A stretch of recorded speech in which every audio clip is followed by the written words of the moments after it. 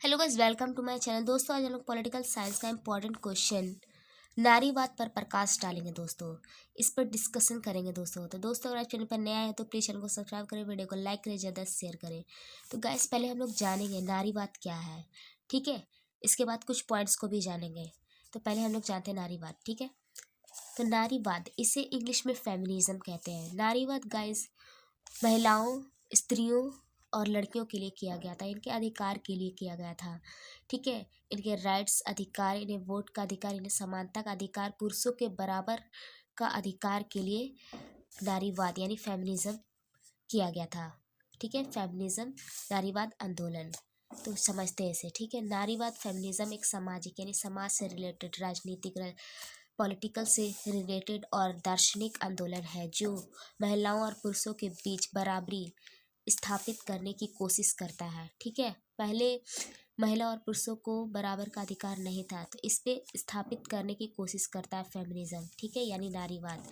यह केवल महिलाओं के अधिकार तक सीमित नहीं है, बल्कि सभी लैंडर पहचान, हर हर सभी पहचानों के धारकों, लैंडर पहचान के और समान अधिकारों की बात भी करता है, ठीक है। इसके बाद नारीवाद का प्रभाव क्या हुआ। नारीवाद का प्रभाव आंदोलन, नारीवाद विचारधारा ने शिक्षा में महिलाओं, लड़कियों और भागीदारी बढ़ी, ठीक है।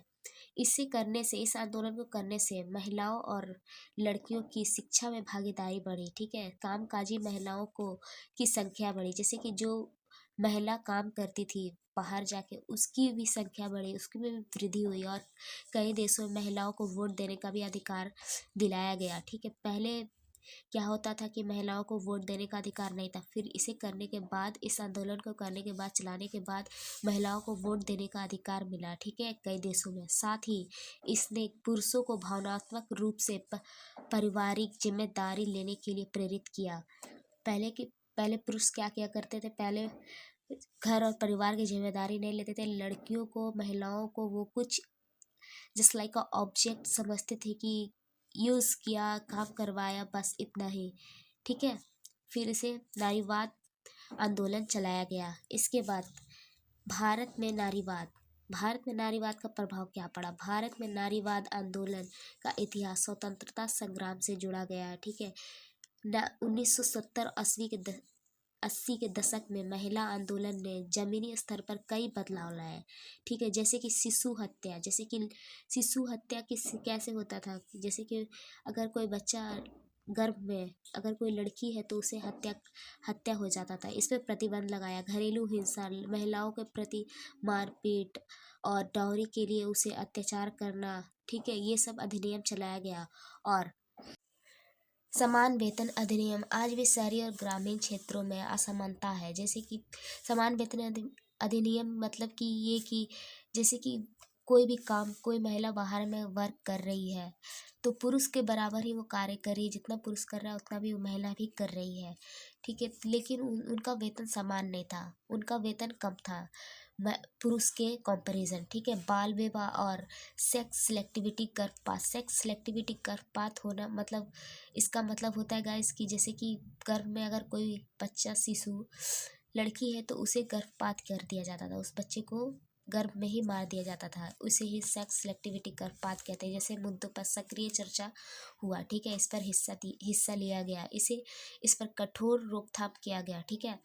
इसके बाद इतिहास और लावेल फ्रेमवर्क, इसमें क्या 19वीं सदी के अंत में उभरा गया, जब महिलाओं को वोट देने का अधिकार मिला, संपत्ति का अधिकार और शिक्षा का अधिकार की सुविधा नहीं था। तब इस चरण में मैरी वॉलस्टोनक्राफ्ट, शिमेन दी बाउवर और जूडिथ वॉटलर जैसे विचारधारकों यानी समाज सुधारकों ने समानता की मूलभूत सिद्धांत रखे, ठीक है। समाज के लिए समानता का मूलभूत सिद्धांत रखी, क्या महिला क्या पुरुष सबको समान अधिकार मिले, ये सारे ने कदम उठाया, आंदोलन किया, ठीक है। 20वीं सदी में 3 मुख्य लावेल उभरे, इसी से रिलेटेड है। पहला लावेल मतदान अधिकार कानून, समानता में अधिकार दिलाया गया महिलाओं को। उसके बाद दूसरा लावेल कामकाजी महिलाओं के अधिकार और सामाजिक संरचना में गहराई की निहित पितृसत्ता में चुनौती मिला, ठीक है। तीसरा लेवल अंतर से सेक्सुअलिटी जैसे जाति और धर्म, जेंडर पहचान, शारीरिक क्षमता को जोड़ते हुए विविध अनुभवों को मान्यता दिया गया।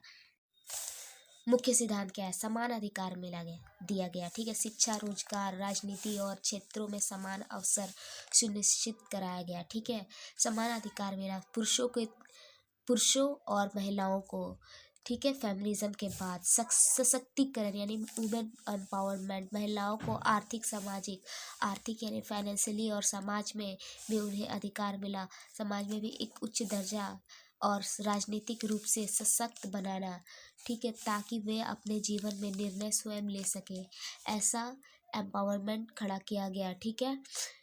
पितृसत्ता का विश्लेषण किया गया। समाज संरचनाओं, भाषा, मीडिया और संस्थाओं में गहराई अंतर्निहित पुरुषों केंद्रित मान्यताओं के उजागर करना, बदलना। और इंटरसेक्सुअलिटी यह समझना, जाति, वर्ग, धर्म, जेंडर पहचान आदि संग जैसे भेदभाव पर विभिन्न रूपों में उत्पन्न किया गया। ठीक है। समकालीन मुद्दे क्या था? वेतन अंतर, जैसे कि महिला और पुरुष का वेतन में प्रभाव था, मतलब अलग था। ठीक है। महिला भी उतना ही कार्य करी जितना कि पुरुष, लेकिन उनका वेतन कम था पुरुषों के कंपैरिजन। समान वेतन के लिए समान वेतन की मांग की गई। ठीक है।